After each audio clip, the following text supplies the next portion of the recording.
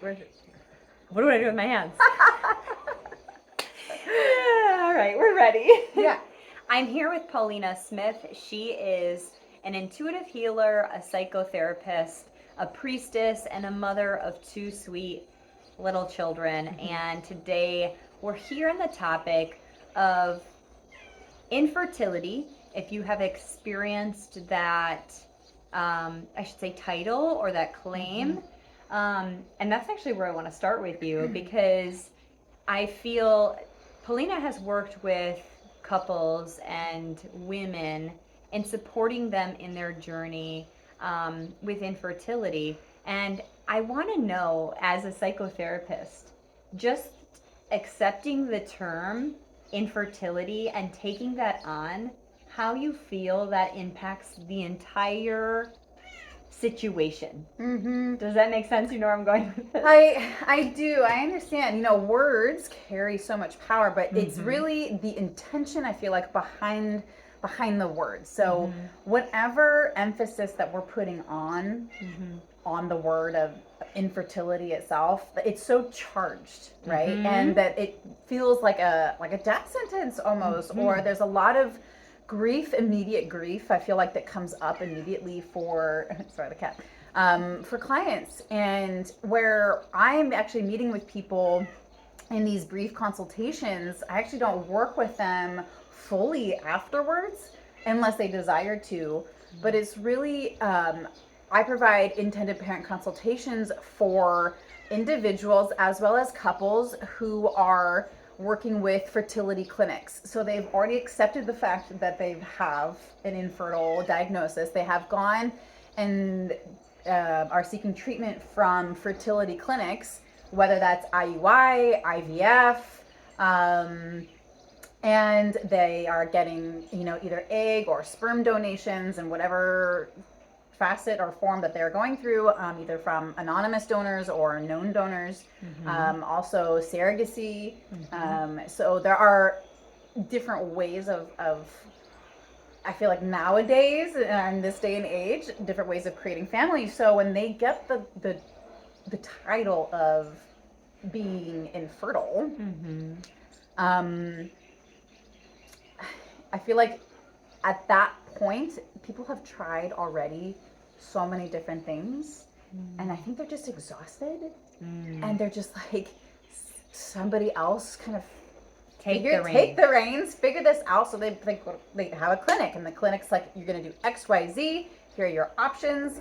These are the steps. This is what's, I feel like that so when they come see me, I'm just a blip on their radar as a formality that they have to cross off the checkbox when they meet with a psychotherapist for a 2-hour consultation.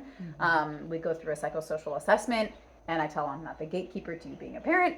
However, I like to plant seeds and to have really difficult conversations that maybe they actually haven't received the emotional or the support, the psychological support in this process of becoming a parent. And so they often feel really defeated. They feel exhausted. And I feel like, I actually had taken a course in reproductive trauma, and really identifying that our reproductive story starts when we're children. So by the time that we're actually in the process of trying to create life, we already have a fixed idea of what that may have looked like from being a child. So the journey of parenthood isn't as easy for them as they always thought it would. That's so interesting you should say that, because I'm sitting here reflecting like my own story, right? Like I'm going, okay, well, interesting, because what did I believe motherhood was going to be? What did I believe the ease of it, right? Like I always thought I was going to get pregnant really quick because my mom had her children back to back. But this also kind of makes me think, and I want to ask you this, if I think that I'm going to get pregnant really soon because I have this belief my mother had her children all back and forth, A, B, C, D, and is it that infertility is genetic, or is it the belief that we're going to have the struggle? Is it, the belief, and that's why I like to pick your mind as a psychotherapist because we're looking at how the mind actually can play in and change the normal systems of the body. Oh, I could go with so much. It's so much, right? It's so much. It's so much because there's the physiology, and what you're saying, right, is that the physiology of the body can get changed based off of the power of the mind.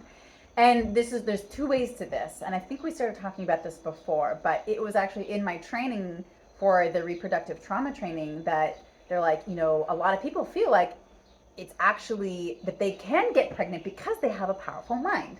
That it is the overachievers, the you know, I say the overachievers, but like the women who are really like type doing A, it, I'm gonna get it, right? yeah. That are doing it and they're getting it, and they're super badass. But the thing is when they are coming into the space and place of becoming a mother, and then it's not happening, and they're like, "Well, what are you talking about? I've done everything. I've done the whole checklist. I've done everything everyone's ever told me.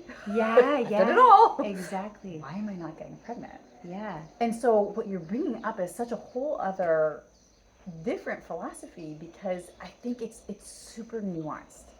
It actually is really nuanced in the way of the relationship with our mind itself to begin with. Because are we colluding? Are we using the power of our mind from a space of ego or from a space of higher self? And how do you know the difference, right? And how do you know what life you're really, that's why I love human design, you know? Because it helps you to identify what is actually the ego mind and what is your higher self soul mind. And how are you working and utilizing it to support you, and how is it actually working against you without you realizing it, is maybe what you're bringing up right now. Yeah. Well, in those subconscious thoughts, that's what I think, because like I realize how subconscious thoughts play a huge role in all my beliefs and achievements and unachievements. Like, and I can say that from an aspect of the time where, like in my birth stories, where I subconsciously so badly feared having a cesarean birth, and that was my first child, you know. And so that fear, you know, that where the mind goes, energy flows, and that fear, I was just pouring into it without realizing. I was acting to deny it, and I was like, I will never, right? And it's so funny because then that thing that we have feared comes to fruition. And so when I look at encouraging and increasing fertility, as the whole purpose of this course is to increase fertility, it's like, yes, there's things on the checklist we can do. There's things, I can drink my water, I can decrease stress, I can eliminate things that are literally causing that constant fight or flight from going off. But then I can eat the right foods. But now, if I'm doing all those things, and I'm not just doing it for 1 month, if I'm doing it and living it out consistently, and I'm still experiencing this inability or this challenge of getting pregnancy, because I don't even, or getting pregnant, I don't even want to label it, because I already know the power of the mind is once a diagnosis is made, it escalates, is that the word? It escalates so quickly after people get the diagnosis.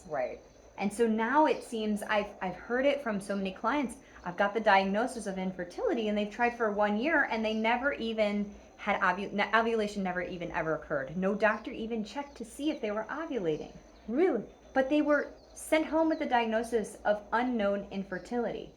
And so the doctors aren't even digging deep, but then they're stuck now with this belief that they're infertile.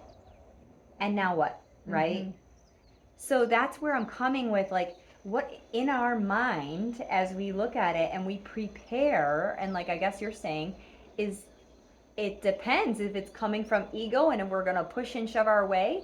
Because there have been times that I really wanted to get pregnant on this date at this time, and because I was so focused on it, it was actually not happening because it was creating so much stress in my body.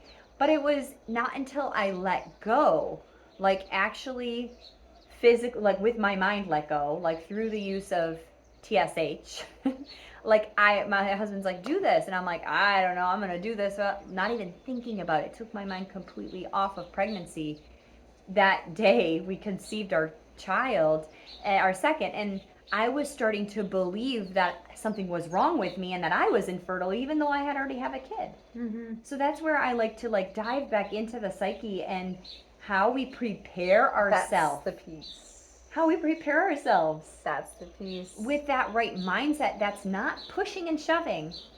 Because obviously, fertility is the goal, so without pushing and shoving, but to also then let go. Trust. Trust. And I think that it's an interesting process. So what I've created my own coaching program around is undoing, being, and becoming. Mm-hmm. And it's really this preparation, experience, and integration of, it can be from a psychedelic experience, the journey towards conception, birth, beyond, any life experience really that you're preparing for. And seeing birth or conception as ceremony, you can look at everything as ceremony. So if you were to think about that for a moment, of like, how are you approaching a ceremony, approaching something as beautiful and sacred as of pregnancy? How are you moving about it? If you were to honor your body and yourself and this process as a ritual, how would you shift? How would you relate to yourself? How would you relate to your body? How would you relate to your partner? How would you relate to this experience? You'd probably, would you be doing less? Would you be doing more of this, maybe less of this? So it's being able to have your mind be your ally. And that's the piece and the trick. I feel like having your mind be your ally versus the one that is making the decisions and trying to force an effort and make something happen. There's also this other aspect of that I'm also a believer in. There's a book actually called Spirit Babies. I personally never got to read it because I didn't need to at the time. However, I believe that babies come when they want to. So we're given this diagnosis of infertility because we're trying to make these babies come when we want to. It's my timeline. I got married. I did the thing. Check. Okay, yeah. I don't know when the last time we thought we were gone. Yeah. Or life itself. Yeah. But I can't, I can try to plant that seed in the garden, but I need other things to help to contribute to that becoming a flower or a fruit tree. I'm not in this life by myself. So a part of this process also is a trust and a surrender in life itself, that we don't have all of the answers. Whether you believe in God or spirit or the universe or nothing at all, the thing that is telling that tree or that flower to grow is also within our own being. And if we can understand that even though these children come through us and we are their guardians, they do not belong to us. They are just like we don't own all of the trees and the plants and the animals and the things that are here, right? Sorry, I live on a farm, so you're gonna hear all sorts of stuff out here. But the spirit babies, that I believe that the babies are gonna come when they want to. So if you maybe try for like 2 years, 3 years, 5 years, and then your baby so it's this waiting game. It's this relationship that we have to change. It's the relationship we have with life itself. How do we deal with anxiety? Do we try to rush through it? Do we try to push through it, when we're excited? How do we deal with change? Do we avoid it? Do we try to make it happen? Do we rip off the Band-Aid? If we trusted in the fact that we're going to have children in this lifetime. Trust that. Just let that go. If that's a part of something that you feel that you want to experience in this life, a part of that is developing trust and surrender to life itself. That is where you can utilize your mind of what do I actually have control over here. I do have control over my regulating my stress. I do have control over the foods that I eat. I do have control over the exercise. I have control over putting in times for connecting with my husband. I have control over maybe beginning to set aside finances if you decide to have a home birth or to have a hospital birth, whatever. Like redirect redirect the focus wherever the pressure valve. This is what I love sharing with my clients. Wherever it's like a hot, what is it called? Instant pot. The instant pot, wherever that pressure valve is. Yeah. Where can you release the pressure valve? Yeah. Where can you release the pressure valve? Because so much I have a lot of clients that have beautiful, strong minds. Beautiful, strong minds. I'm like, can we just like redirect it? Can we shift the focus? Yeah. You know? Because a lot of times I have a lot of women that I work with when they are eventually are seeking the fertility clinic. They are in their 40s and they have they've just started the fertility or the journey to parenthood.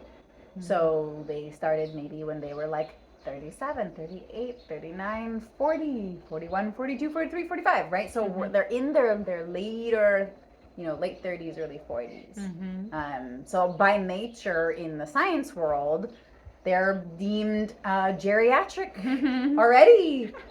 And so then they're like, oh my gosh, my body's not I can't make a baby. And my other, her name is Paulina Leroy, and she's a holistic health coach as well, and she works with women in infertility and with their bodies. And so I remember she said this one thing one time, and she was like, women for so long, they've trained their mind to train their body to not get pregnant. For 30 years, 40 years, whatever it is. Right. They've trained the body to not get pregnant. Yeah. And then I want to get pregnant. And why isn't it happening? Yeah. So it takes time. Yeah. To what I'm calling like decondition. Yeah, the undoing. The undoing, being and becoming, right? You got to go through the deconditioning process before you can get to the becoming. Goal. Yeah, the becoming and the doing, yeah. It's true though, like the point of, okay, I don't want to get pregnant, I'm not married yet, maybe. And then the idea of contraceptions, like I literally actually had doctors who refused to release me from the hospital until I had a contraceptive in place, and I refused to take one. And so from a very young age, I don't know if you ladies are falling into this category, but if you've been on the pill since you were 12 for acne, or that was me. Literally, it's like, okay, you have acne, here's Accutane, or here's, like all these pills that like you're actually like, if we put you on the pill, then we're gonna stop your acne. Do you want that? And of course a 12-year-old girl who's feeling insecure is like, I'll do anything, I'll take a pill, not knowing the effect it has on the microbiome, not knowing the effect on their mood, the release of serotonin in their body, how it's actually shutting down your ovaries. You're actually not ovulating. It's actually all fake. It's a withdrawal bleeding that you experience in the 2 or 3 days. And so if you're not doing the research and you didn't really fully understand what you got into when you're trying to clear up your acne, or you're moody, or like maybe your mom or dad really actually just wanted you on the pill to make sure you weren't going to end up being pregnant, instead of having those conversations about like how to understand your body, what happens through our menstruation, and what do these bodily secretions even mean? When am I actually susceptible of getting pregnant if I do want to have sex with my boyfriend or this sexy man? Because the reality is, women, we only have a couple days a month that we ovulate one day, and yes, we got a small window of like 5 days potentially, but like really it's only one day. It's not really us we have to be concerned about for the fertility. So it's like increasing the awareness around that. So if you've been taking these pills and drugs and telling ourselves not to get pregnant, or that like, because I'm bleeding, this is why I have my acne, instead of because of my stress, or my poor diet, or my hormones are out of whack, that's why I have acne, right? Like that's actually the root cause of that symptom that we experience. So we're telling ourselves, don't get pregnant, don't get pregnant, don't get pregnant. And now all of a sudden I've decided, I checked the box, I got married. I checked the box, now all my friends are having babies, so now today I want to have a baby. Jessica and Timmy and Bobby and Billie Jean are all getting pregnant, and they're all making their cute posts, and now I feel like that. Right. Or I want a deeper connection with my husband, with my spouse. And I think that the way I'm going to do that is through this baby.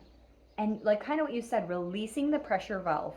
Time is a big one. Mm-hmm. Connection is a big one. Wanting a deeper connection with someone. And I can say that almost every single couple that I support after they've had a child, they'll say, I didn't realize the toll it was going to take on the relationship. Ooh. The toll. Having the kid or trying to get pregnant? Having the kid Oh, the kid is here. Yeah. So the belief that we think that a baby will bring us closer together, they are always shocked to see, and it has been studied and confirmed, there is a huge dip in the connection between you and your spouse. Right. A huge dip. So if we're using or subconsciously hoping that a baby is going to bring us closer companionship, or whatever, the check box of I'm running out of time because I'm worried now that I'm 33, now am I geriatric? Because the hospital system says that at 34 I'm geriatric. I don't feel geriatric at all, by the way. So, what systems have we allowed to program ourselves and our body? That's another piece of that's totally a good point. Where have we given up the power? Where have we given our power away? And you've talked about empowering, like teaching to know your body. It's like, that makes a lot of sense. Have we given the power to the system and saying, okay, I'm 34, I'm geriatric now. These terms. We're in a system too. I think you've talked about this before, but we're in the information age. Mm-hmm. There's so much available to us in terms of information, which is both a blessing and a curse. Mm-hmm. Because when we have access to so much, we start being Google Doctor and all the other things, right? And then we read and we can find confirmation bias. Mm-hmm. So if the doctor said I'm infertile, I'm going to go home and I'm going to start Googling the bejesus out of it and be like see, I am, oh, darn it, and so all these different pieces. And so it's just continuously trying to confirm.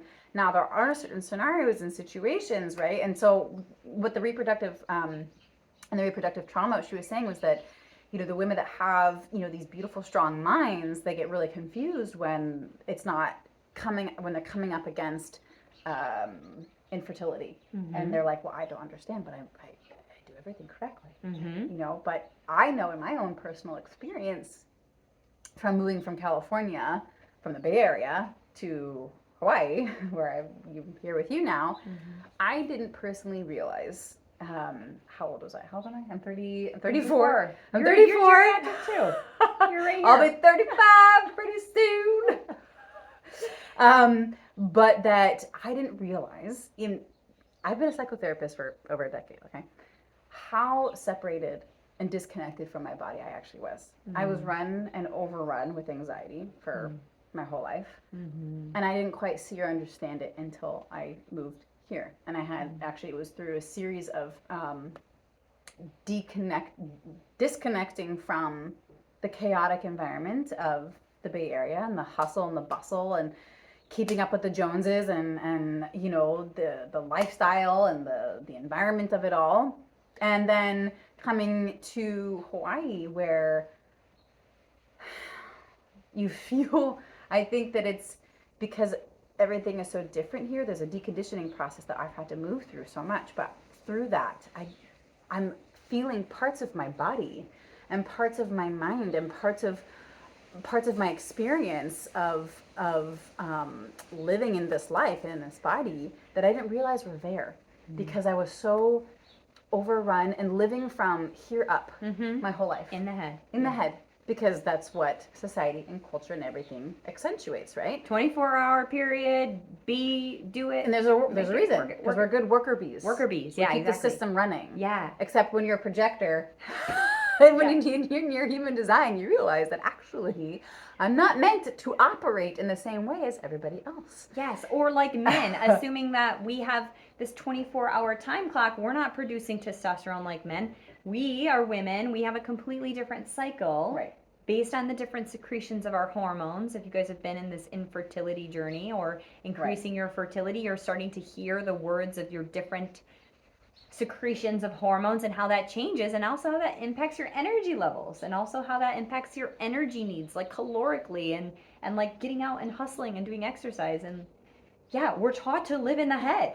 Right. We're taught to just click the clock, do the work, carry on, and to produce and have the same level of productivity, if not more, every day. We're creating robotics. We're not creating humans who have experiences, right? Like if you have a day where you're low energy or you're emotional, it's like, well, you're emotional, like this is a bad thing. And it's like, I'm emotional, this is amazing. It's part of being human. Yes. It's a part of our human experience.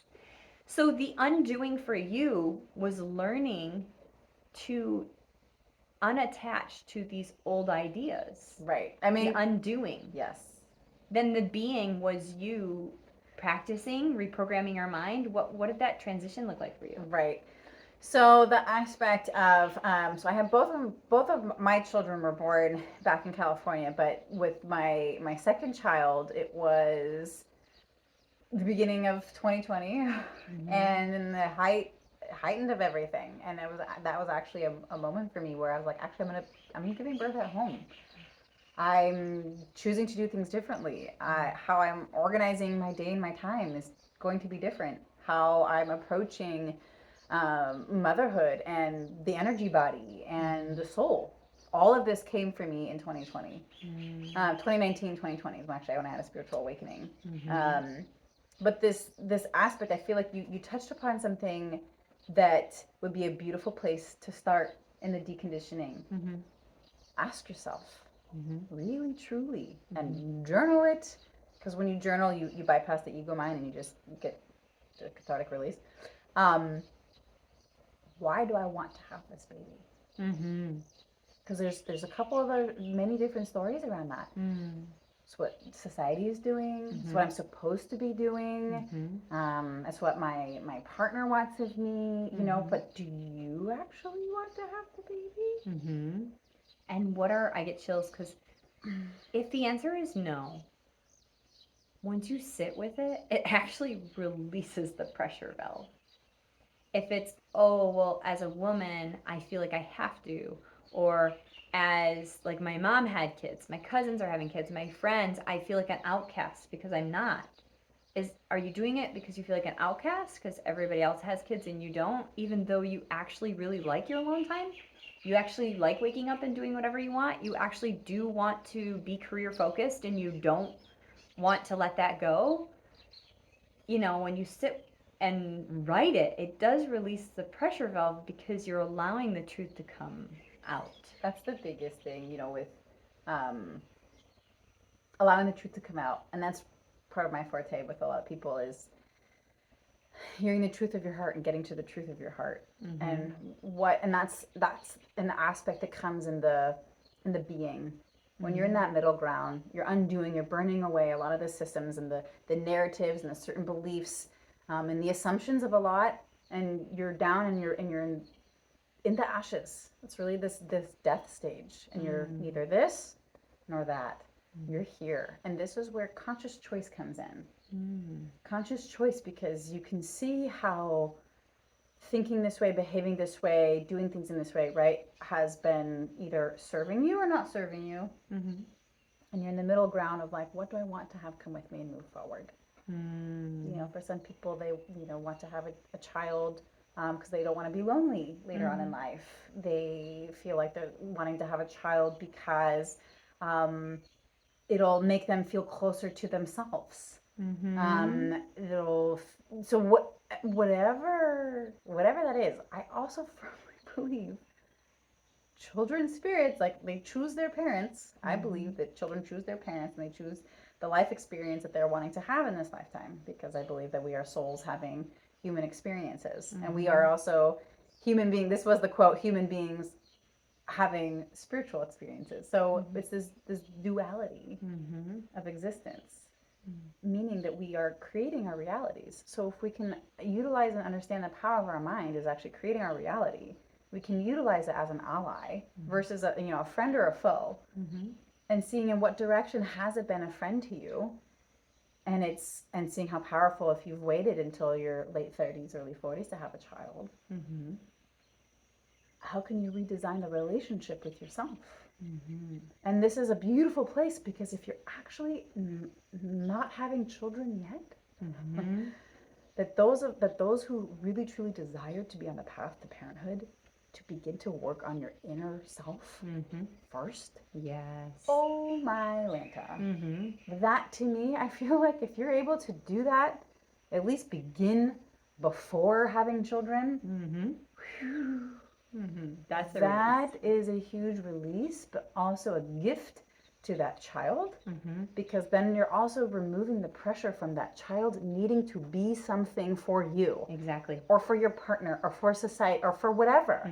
It removes the pressure off of that being and allows them to come when they want to come and allow them to be who they're meant be to who be. they're meant to be. And so this journey of infertility, we can, I don't know, I like to call it fertility. I know, I always like put fertility awareness because I'm changing the way we view it. It's correct. Creating your most fertile self. And if it isn't, I had unprotected sex with my partner and I got pregnant today, and it takes a year, 2 years, 3 years, 5 years, 10 years. This is the gift of time, the gift of pouring into yourself, asking yourself these questions, and actually getting down to some of the root beliefs, the undoing that you're talking about. The undoing of, oh my gosh, I thought this child was going to make me feel complete. Oh my gosh, I thought that when I had a child, I could finally feel like I was home. Right. It's like I've been searching for home. I've been searching for connection. And now, when you start to go out and get connection or get home inside of you, when this baby does come and land, all of it, they don't have to carry that burden, load. They don't have to be that for you. They just get to be who they are. And it's so true. And it's so true. And it changes, I feel like, I feel like more and more really understanding when people, I'm understanding it more and more as my children get older. 6 and 3, by the way, are my kids' ages, and that motherhood really is, everyone's like, it's not a job. Yeah, it is. It's a job. It's a job. 100%. 100% is a job. Meaning it requires your attention, your focus, your responsibility, catering to other people's needs, learning how to regulate yourself so you can regulate and be that mirror for your child to co-regulate with. It's a whole undertaking. It really truly is a whole I'm like, some of the young people that are out there having sex without any condoms, if they really truly understood this, it would be a whole different world. Because it really is a job. And that it doesn't ever stop. It doesn't ever stop, but it's also the most important job on the planet. It's the most important job on the planet. So I came from the notion of like, I'm gonna have my career. I'm just gonna have the kids just gonna come along. It's gonna be fine. The kids just gonna come along. Yeah. Like I'm married. I got a job. The kids are here. Carry on. It's just part of the story. Part of the story. So getting clear on your story. A beautiful practice that could be in this journey that you're on, and that can be a part of your undoing. So journaling, asking yourself questions, talking with your partner, creating intentional time with yourself or your partner, going on a walk, doing something that's different, that you, not just chatting at the dinner table, make it an intentional space. Ceremony, like you're saying, ceremony. Yeah, bring it in as a ceremony. I have couples that work with me in psychotherapy just to talk specifically around, is this what we want to do? How do we family build? How do we work on ourselves first, and then the child, and then coming into the space of having a child. And that is, I feel, so beautiful. And that to me is what conscious conception actually is.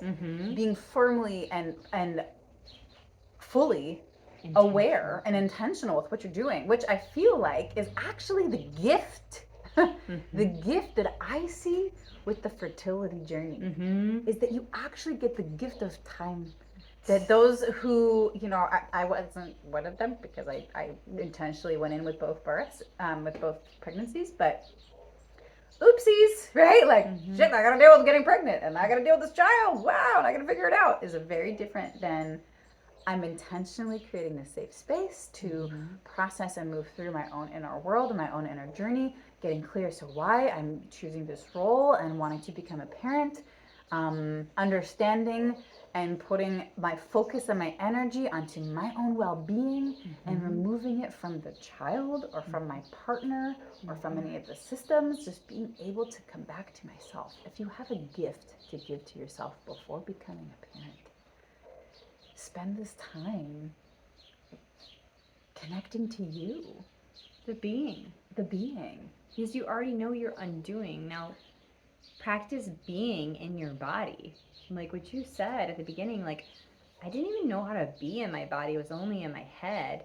And so practice that being and see what comes up for you. See what fears come up.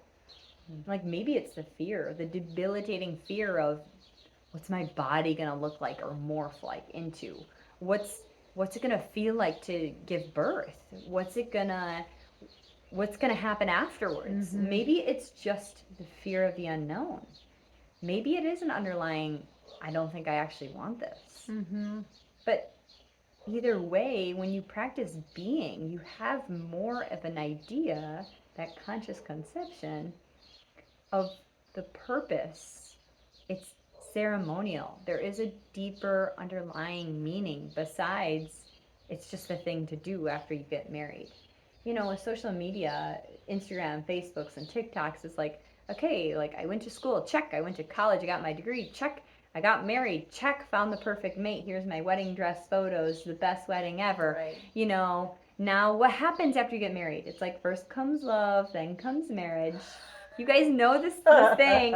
Next comes a baby, you know, and it's this idea that has to come next, or you didn't jump through the hoops, or you didn't do something right in this life. And it's like, what if we decided like, I'm going to take on my nieces, my nephews, any people who look like they're struggling and take in their life. Do I want this to be mine?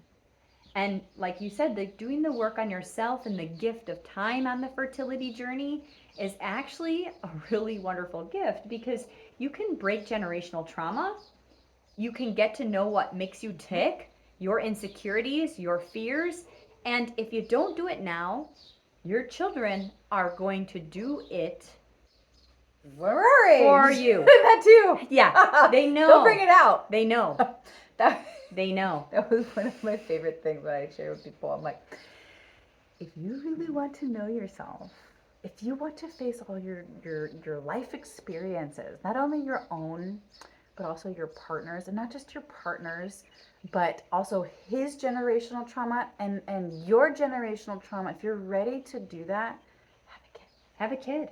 Get married. They'll bring it all out.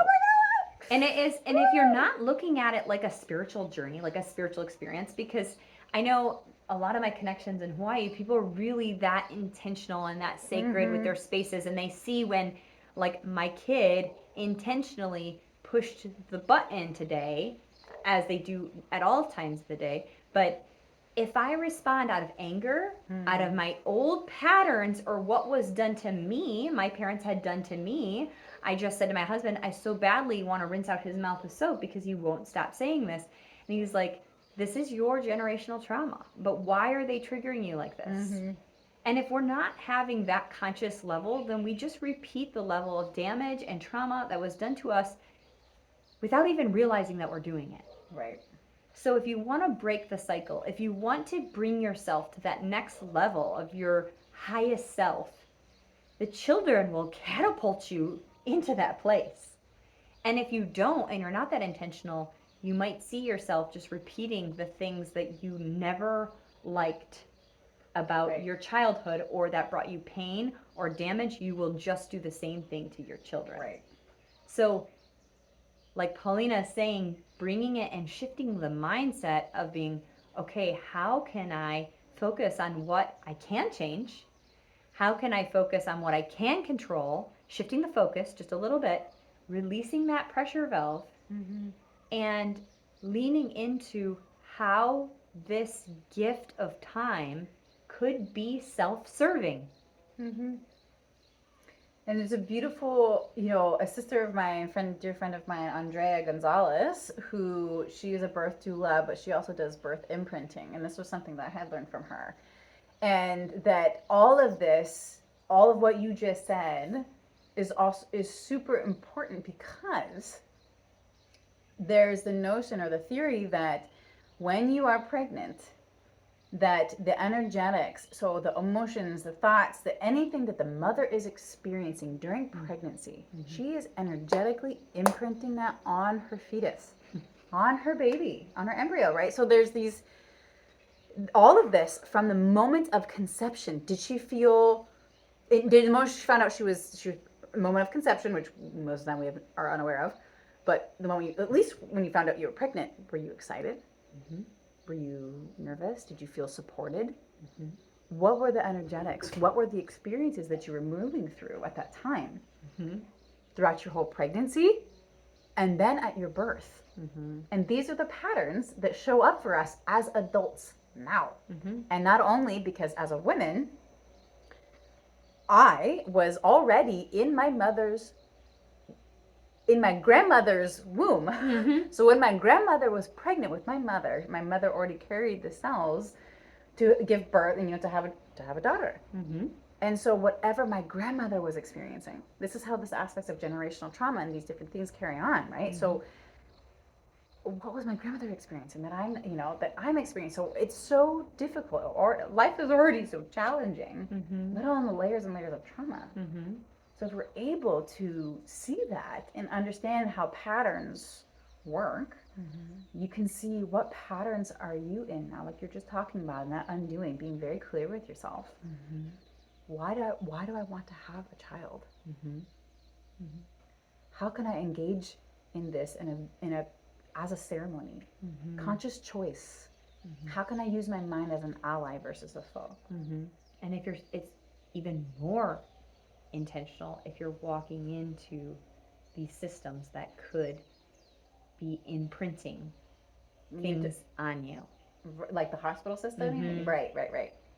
Even more important, because before you adopt their beliefs, to come in with your own beliefs and your own truth and your own knowing, being reflective and asking these questions sets you up to at least have a foundation or understand your own truths before you leave yourself open and just start accepting all of their truths. Right. The doctors, the fertility doctors, the fertility clinics, or the hospital settings, or anybody that's outside of you. Yeah. That's a really good point. I didn't think about that part. That's well, as you're talking about journaling and reflecting and getting that clarity and bypassing the ego, like you said, if you get that clarity before you walk into these spaces and places and start taking in their ideas about your sickness, your dis-ease, if you tap into that inner knowing that you're talking about journaling and understanding, then your foundation is laid where you won't be shaken, versus and giving you clarity and feeling into that body, the being body, as like, okay, I know this is my truth. I don't need to accept that projection as my truth, you know? As we know that words have power, like you said, words have spells. And so what spells have you already accepted as being true? That's a great journaling prompt too. Like, oh, I'm already in this journey. I've already heard these words from different people in lab coats. And so I've believed this to be my truth. Even journaling them out, and part of that undoing process is releasing them. Just one of the things that Paulina, I would love for you to actually run us through it, if you would. It was she did a session with me in clearing energy, and she releases it to the ethers. She asks for it to be cleansed and purified. And so if you guys need to hit pause and journal right now some of these things that we've talked about, then do that in this exercise. And then when you're ready, come back and hit play and finish this up, because I want Paulina to bring us through that space of releasing those projections if you're already in and accepting these words and spells, replenishing it and bringing ourselves back home so we can feel into our being.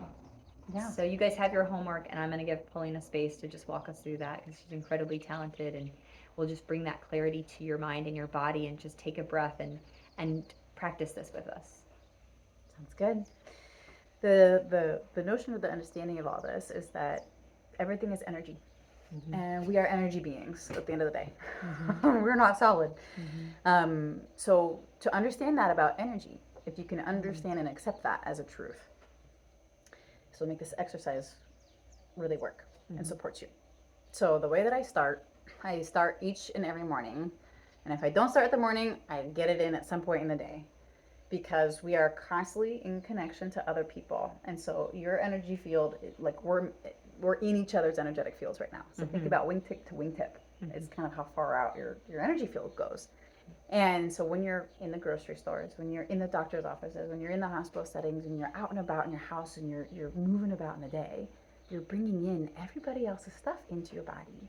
And so not only that, but your nervous system and your body are constantly taking in and processing this information. So think about that for a moment. There's a lot, like how much is actually not you that's constantly inundating your system. And if you're scrolling on your phone, right, we are constantly getting input. So if you're able to start your day, or to create some space where you can come back and recenter yourself, and with intentionality, that way you can understand and see, where do I start and stop, and where does somebody else start and stop. And this is imagine this is like a muscle that you have to strengthen over time. Because if you haven't ever done it before, it's going to take time to make it a new habit.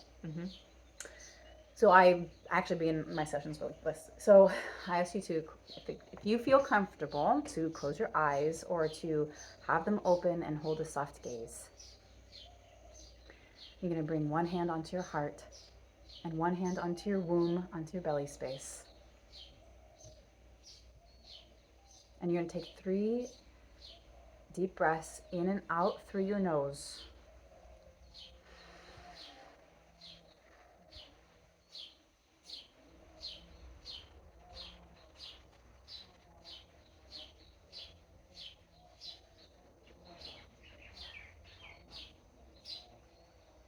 I call myself into this space. I am Paulina, and I am here now. You can follow along with me if you like. Okay, I am Carly, and I'm here now. Any energy that is in my field that does not belong to me, I release and I send back to sender with love. Any energy that's in my field that is not a part of me, I release into the field. Alchemize with love. Alchemize with love. Inhale and exhale to anchor that in. I now call back my own energy that I have put out into the field. I call it back cleansed and purified with love back into myself. I now call back my own energy, cleansed and purified, back into my body with love.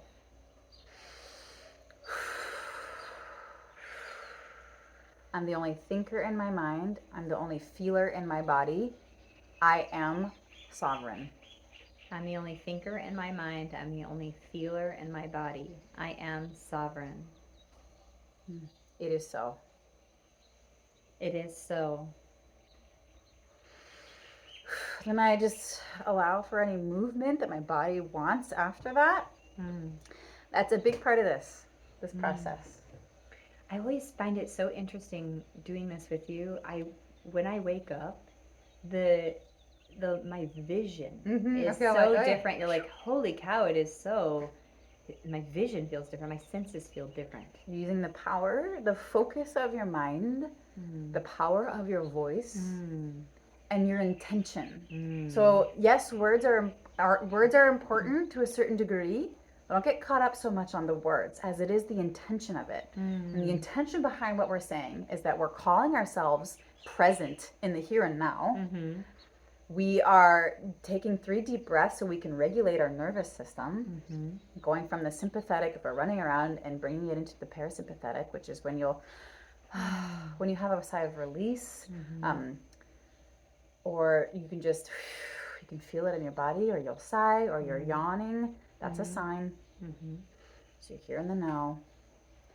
And then sending the energy. I was taught actually not to cut energetic cords, but to actually imagine it like a string. So you're actually sending back the energy. So we get it from our partners, we get it from our children, from a store, doesn't matter, from anyone and everyone.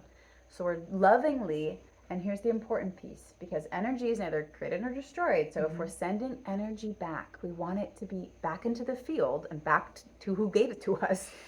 Send it back with love. Because even if it was maybe really gross and icky and dark, even, you have the power to alchemize that and send it back with love. So alchemize it, send it back with love to the sender, and then you're calling yourself back, because you're also in charge of your energy and your projections out in the world too. So calling yourself back, alchemize and cleanse with love back into your own energy being. I'm the only thinker in my mind. I'm the only feeler in my body. I am sovereign. Yeah. And it's the power of you. This is understanding how powerful we actually are and how much we can shift and change. I mean, the molecules of the water molecules in our body, I'm such a firm believer in positive affirmations. It's not even funny, because that's how you can support reprogramming your subconscious. There's so many different ways that you can move through that, but that's a beautiful way to get in touch with your body and in your system. And oftentimes for many people, the body has not been a safe space for so long. So understanding that this journey that you're on right now is actually, the series that I'm creating right now is actually called Journey Home. Journey Home, the 5th element, because it's this journey that we're all out here. And it's coming back into here and utilizing this time, your fertility journey, your path, your ceremony from maiden to mother. There is a ceremony here. It is a rite of passage from maiden to mother, and it's not meant to be bypassed. It's meant to go through it with intention, with curiosity, with letting go, with trust and surrender. It's the process of undoing, being, becoming, is the life cycle of life, death, and rebirth. That's all it is. So, beautiful blessings. I'm so grateful for you, Carly. This is amazing. You're always incredible. Paulina Smith, and she can be found. I will link her website here for you guys. I will link her courses. And she's also here on this app supporting as a participant. So if you ever have a question, you can be like, I heard guest expert interview, Paulina. Please respond. I want to connect. And so you guys will always be able to get in contact with her, whether it is supporting the undoing, being, and becoming. Some of these words resonated with you and you want more access to her. She's here, and she's incredible to work with. And so I'm grateful for your time being here together with you and taking the time to teach couples, the women who are here on their fertility journey. And maybe even if the goal isn't pregnancy, just still taking it as a journey to thyself, that 5th element, to thy journey home. So thank you. Love and aloha.